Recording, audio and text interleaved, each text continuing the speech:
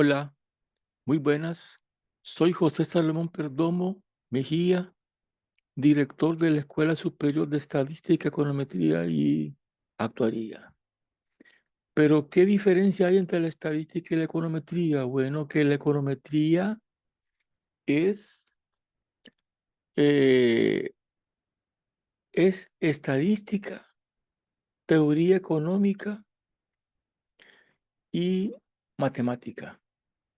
Pero, a su vez, la econometría la economía con la estadística forma lo que se llama la estadística económica. La teoría económica con la, la matemática forman lo que se llama la economía matemática. Y entonces cuando hablamos de estadística y econometría, bueno, sabemos que la estadística es mucho más amplia que la econometría y que la econometría significa medida de la economía y que la actuaría es el área multidisciplinaria que analiza los riesgos y que la actuaría proporciona elementos, nuevos elementos teóricos para la econometría y la econometría forma nuevos elementos teóricos para la teoría económica. Entonces, estos tres conceptos están muy entrelazados. Nada más que que la actuaría que nosotros vemos aquí en estadística es básicamente ya va orientada al análisis de los riesgos y de las fallas. Es una estadística orientada exclusivamente a la actuaría. Bien, dicho todo ello, también representamos al Centro de Investigación Matemática, Económica y Social y el Instituto de Investigación Científica y Educación Superior. Entonces, habíamos comentado en el video anterior que era necesario hacer una reforma matemática simultáneamente con una reforma financiera. Y que uno de los problemas que existe en la enseñanza de la matemática es que es de memoria y se pierde la imaginación. Por esa razón es necesario que una reforma eh, matemática, ¿verdad?, hacia una reforma financiera. Para ello, entonces tuvimos que consultar, por ejemplo, varios documentos. Por ejemplo, el proyecto pedagógico de educación económica y financiera. eh, También hemos consultado en Argentina el Plan Nacional de Educación Financiera. Fíjense que los argentinos vienen y involucran a todas las áreas del Estado involucradas en una implementación de una estrategia nacional de inclusión financiera. Estos van mucho más allá que decir una semana de educación financiera. Este es un proyecto global en el que involucra a todas las instituciones educativas de Argentina.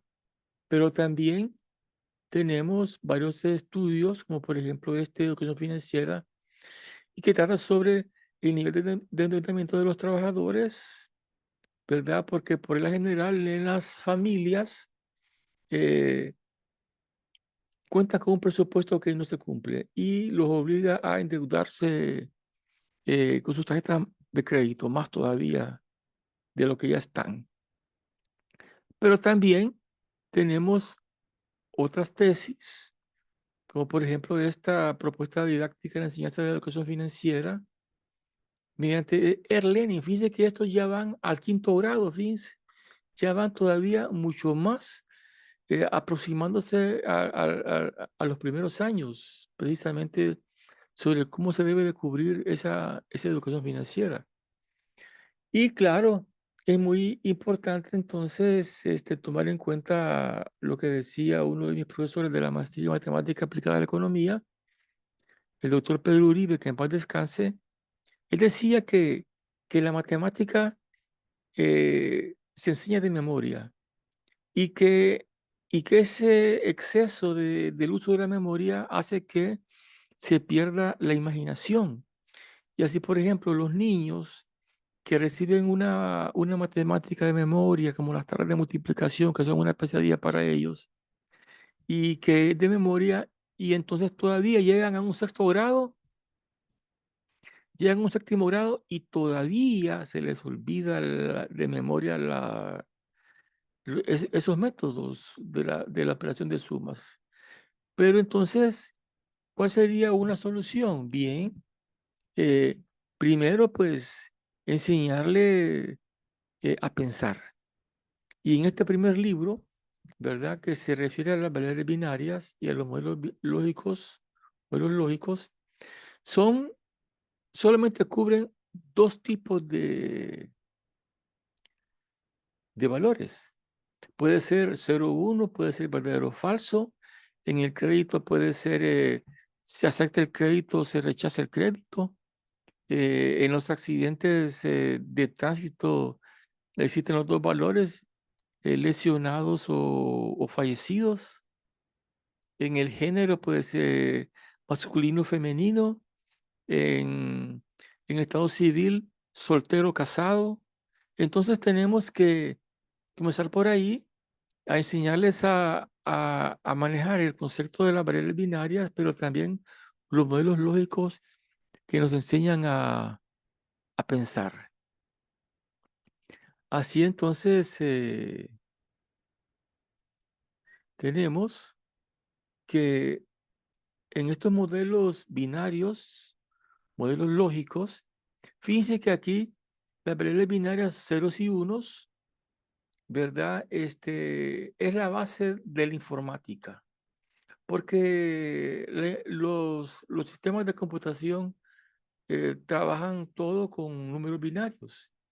Y los sistemas decimales, por ejemplo, uno escribe, por ejemplo, un número decimal y la computadora lo traduce a un sistema binario. Las letras son sistemas binarios, entonces mientras uno usa la computadora, usa letras, símbolos, códigos ASCII, todos están representados con números binarios. Pero además, fíjense que la forma de pensar, por ejemplo, también utiliza también dos valores, ¿verdad? Por ejemplo, en una proposición en que acá hay dos entradas A y B, en el que se utilizan entonces números binarios y este sistema nos ayuda a pensar. Como lo veremos aquí en este libro, pero también es bien importante, por ejemplo, en el primer de bachillerato, por ejemplo, plan básico, se enseña de memoria eso de las soluciones de las ecuaciones, ya sea ecuaciones lineales o, o polinomios de grado 1 o de grado 2 y los métodos de factorización y los métodos de que se convierten en factores y de factores regresar al polinomio.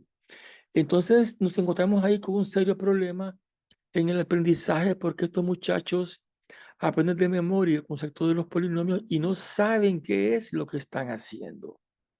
Es pura memoria, es puro garrote, como que se le quisiera decir.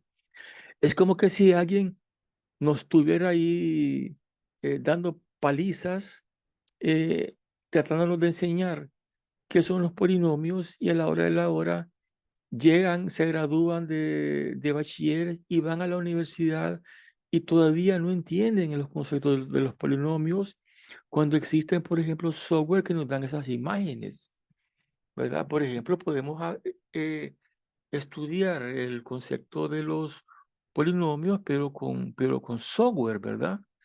Por ejemplo, las funciones polinomiales, por ejemplo, suma y resta de polinomios, el producto de polinomios, pero aquí siempre usando gráficos. Así, por ejemplo, por decirles algo, aquí tenemos por el caso una función que se le llama una función racional, pero miren que con el software, ¿verdad? Nos da el gráfico y entonces estamos aprendiendo eh, eh, funciones racionales o bien polinomios, ¿verdad? En el que, por ejemplo, aquí suma y resta de un polinomio, ¿cómo es? ¿Qué es lo que estamos haciendo? Entonces, ahí entonces la importancia de usar videos. Así, por ejemplo, aquí la función de lineales, ¿verdad? Las expresiones de segundo grado, qué ocurre cuando hay una solución. Entonces, si enseñamos los polinomios que se comienzan a ver ya en séptimo, octavo, noveno grado y se llega a tener a la universidad, y el joven no entiende, por lo menos en la matemática 1, qué es lo que está haciendo.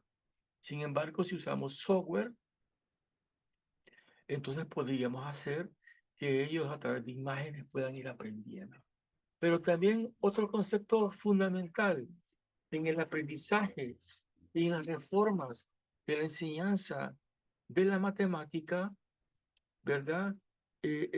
Nos encontramos aquí que aparte de que estos modelos binarios, estas variables binarias que se contabilizan aquí en los modelos lógicos, nos enseñan a pensar, pero también podemos también utilizar juegos para aprender a pensar, por ejemplo, el ajedrez, ¿verdad? Está el juego de las cartas, por ejemplo, el juego del con quién, el casino. Así vamos nosotros enseñándoles a los muchachos cómo, cómo a través de juegos se puede enseñar a pensar.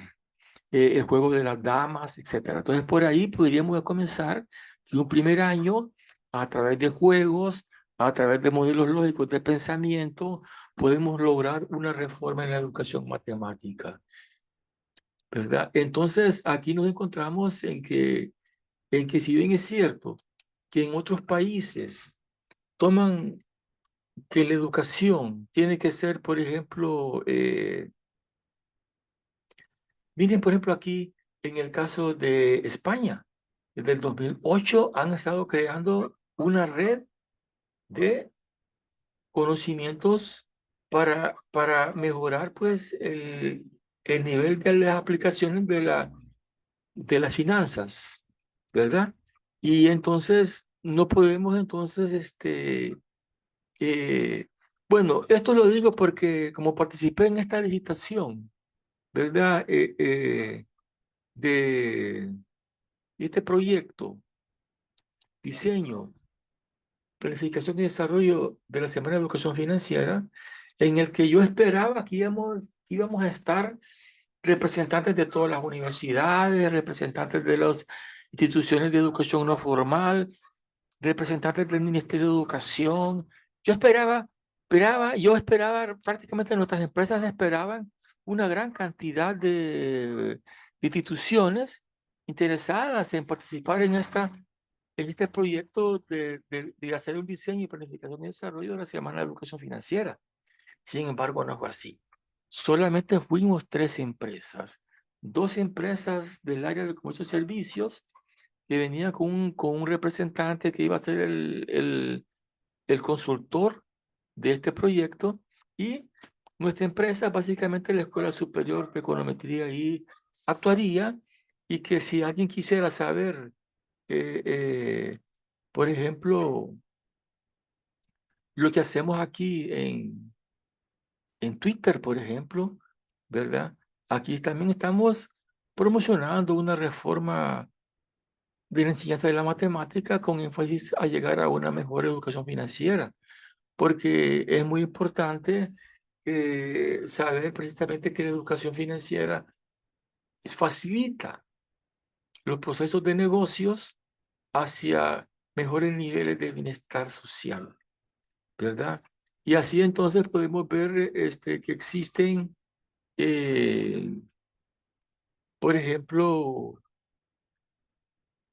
eh, complementos de estos procesos de enseñanza-aprendizaje, ¿verdad? Entonces,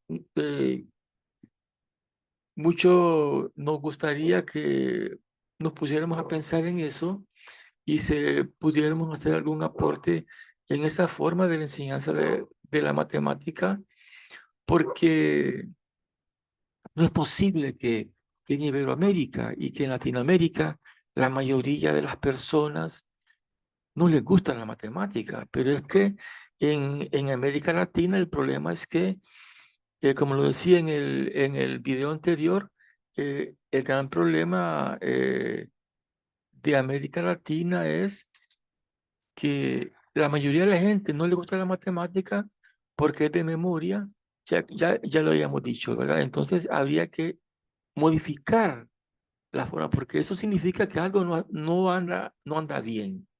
Cuando decimos que la mayoría de la población latinoamericana no le gusta la matemática, ¿por qué es? Es que sencillamente ese es un síntoma muy poderoso que nos dice que la enseñanza de la educación matemática ha fracasado, que ha llegado el momento de hacer una reforma en la enseñanza de la matemática, como ya lo hemos dicho antes, pero al mismo tiempo recordemos que una reforma en la educación financiera, porque en la educación financiera también los números son muy importantes, ¿verdad?